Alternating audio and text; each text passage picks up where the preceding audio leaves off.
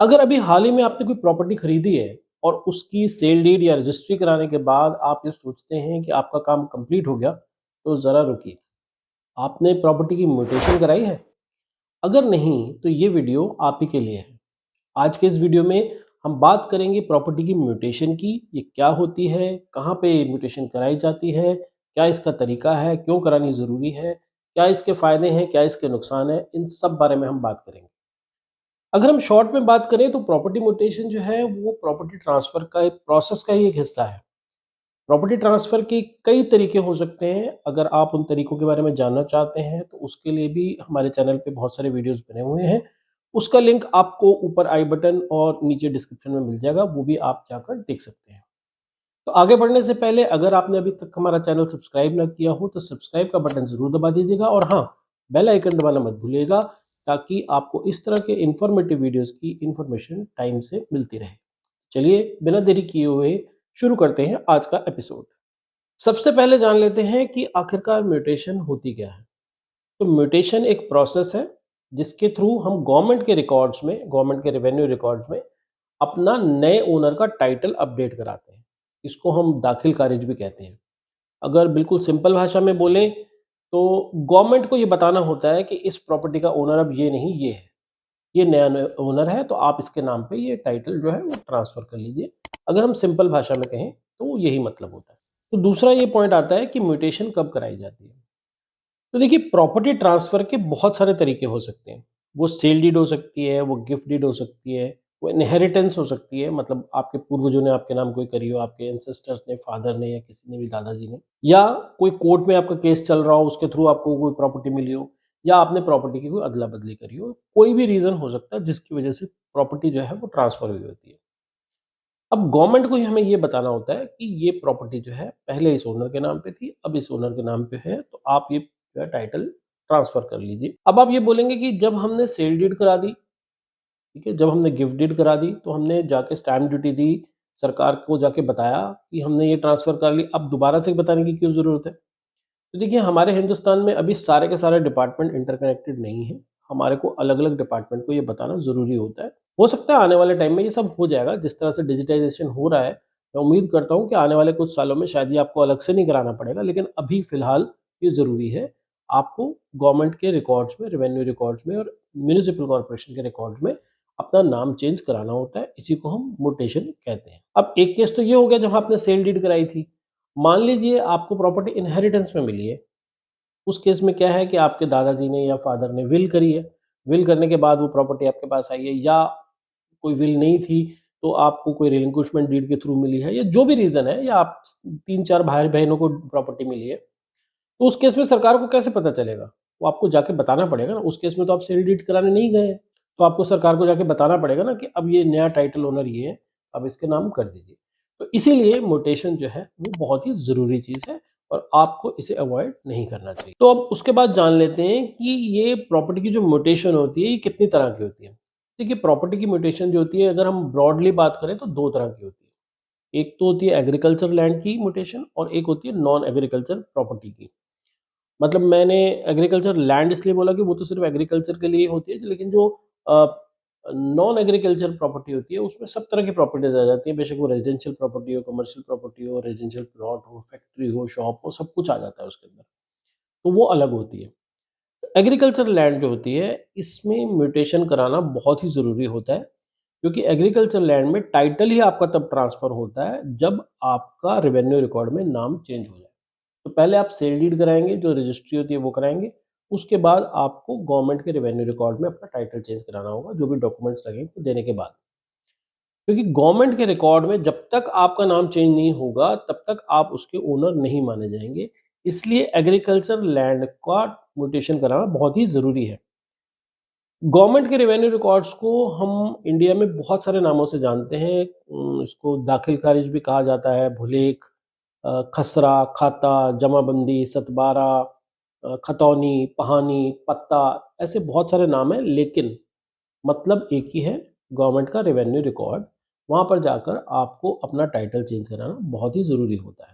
जहाँ तक सवाल है नॉन एग्रीकल्चर प्रॉपर्टी की, तो उसमें आपकी ओनरशिप तो इफ़ेक्ट नहीं होती है उसमें, क्योंकि आपने अगर सेल डीड करा ली है या और कोई ट्रांसफ़र का तरीका है, उससे आपका टाइटल तो ट्रांसफ़र हो जाता है। लेकिन जो गवर्नमेंट के रिकॉर्ड्स होते हैं, जो म्युनिसिपल कॉर्पोरेशन के जो रिकॉर्ड्स होते हैं, उसमें नाम चेंज कराने से आपकी प्रॉपर्टी टैक्स की लायबिलिटी और प्रॉपर्टी टैक्स का जो रिकॉर्ड है, वो सारा अपडेट हो जाता है। आप ही के नाम पे बिल आते हैं। किसी-किसी स्टेट्स में यूटिलिटी के बिल्स भी जो हैं, वो उसी नाम से आते हैं। तो यहाँ पर भी आपका जो है नाम रिकॉर्ड में चेंज कराना बहुत ही ज़रूरी होता है।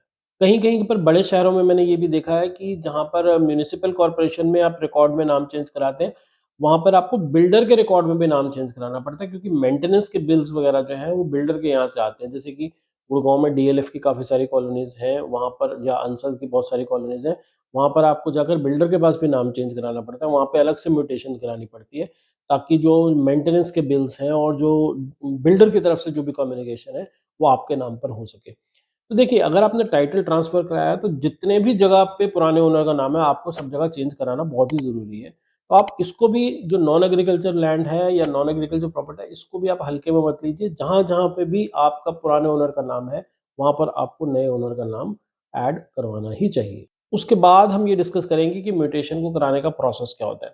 देखिए, प्रोसेस इतना कोई डिफ़िकल्ट नहीं है। आपको जो एग्रीकल्चर लैंड में जो तहसीलदार का ऑफ़िस होता है, वहाँ जाना पड़ेगा, और जो शहरों में है, वहाँ पर म्युनिसिपल कॉर्पोरेशन के ऑफ़िस में जाना पड़ेगा। लेकिन आजकल ज़्यादातर स्टेट्स में ये सब ऑनलाइन हो गया, तो आप ये ऑनलाइन भी कर सकते हैं। आपको सारे के सारे डॉक्यूमेंट्स की पीडीएफ बनाकर आपको अपलोड करनी होती है, और जो चार्जेज़ होते हैं वहाँ के, वो पे करने होते हैं। डॉक्यूमेंट्स जो लगते हैं, वो बहुत ही सिंपल होते हैं। पहले तो जो नॉर्मल जो डॉक्यूमेंट्स होते हैं, जैसे कि आपका आधार कार्ड, पैन हो गया, जो भी एप्लीकेंट हैं या एप्लीकेंट्स हैं, मतलब एक से ज़्यादा लोगों के नाम भी हो सकते हैं, उन सब के आधार, पैन लग जाएँगे। कि प्रॉपर्टी टैक्स का अगर कोई ड्यूज़ होंगे, तो वो आपने दे दिए होंगे। वैसे ज़्यादातर तो रजिस्ट्री के टाइम पे ही आजकल नो ड्यूज़ लग जाता है, तो वो आपने दे दिए होंगे, तो उसकी रसीद लग जाएगी। साथ में जैसे वो ट्रांसफ़र हुई है प्रॉपर्टी, मान लीजिए वो सेल डीड के थ्रू हुई है, तो उसकी रजिस्ट्री की कॉपी दे दीजिए। साथ में अगर गिफ्ट डीड से हुई है अगर, तो गिफ्ट डीड की कॉपी दे दीजिए। मतलब वो प्रॉपर्टी का प्रूफ़ माँगते हैं ना, कि आपके नाम कैसे ट्रांसफ़र हुई, तो वो आपको एक प्रूफ़ देना पड़ेगा। वो आप पीडीएफ एक बना के उसको अपलोड कर सकते हैं। उसके अलावा जो एक म्यूटेशन का जो फॉर्म वगैरह होता है, उसको भरा जाता है। थोड़े से डॉक्यूमेंट्स यहाँ पर एक्स्ट्रा तब लगते हैं जब कोई डेथ केस आ जाए, मतलब किसी की डेथ के बाद प्रॉपर्टी जो है वो ट्रांसफ़र हो रही हो, तब उस केस में आपको कुछ डॉक्यूमेंट्स और भी देने पड़ते हैं। मतलब जो ओरिजिनल टाइटल होल्डर था, उसका डेथ सर्टिफ़िकेट देना पड़ेगा। फिर उसके बाद वो प्रॉपर्टी आपके नाम कैसे आई है, मतलब हो सकता है कि आपके नाम विल से आई हो, विल बनी हो तो विल की कॉपी देनी पड़ेगी।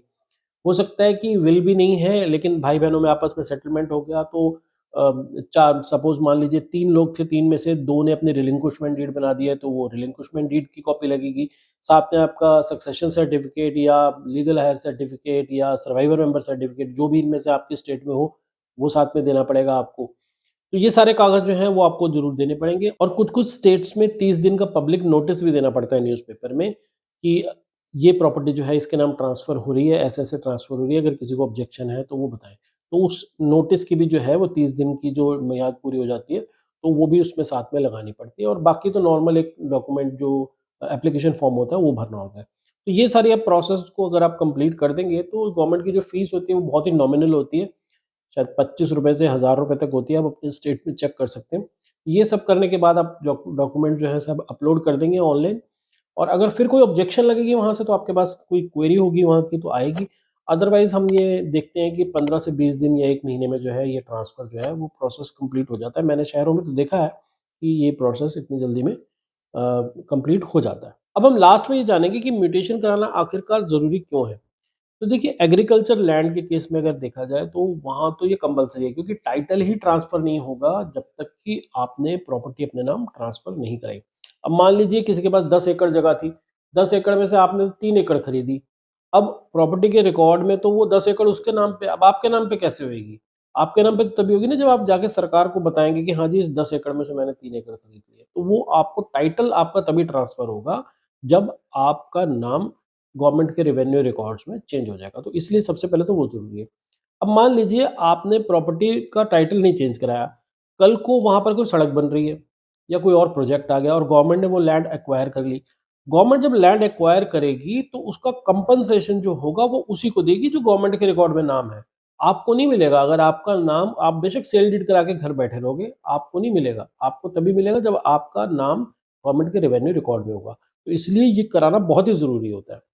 और तीसरी चीज़ ये होती है कि एग्रीकल्चर लैंड में लोग म्यूटेशन दिखाकर, जो जमाबंदी होती है वो दिखाकर या दाखिल खारिज दिखाकर ज़मीनें बेच देते हैं।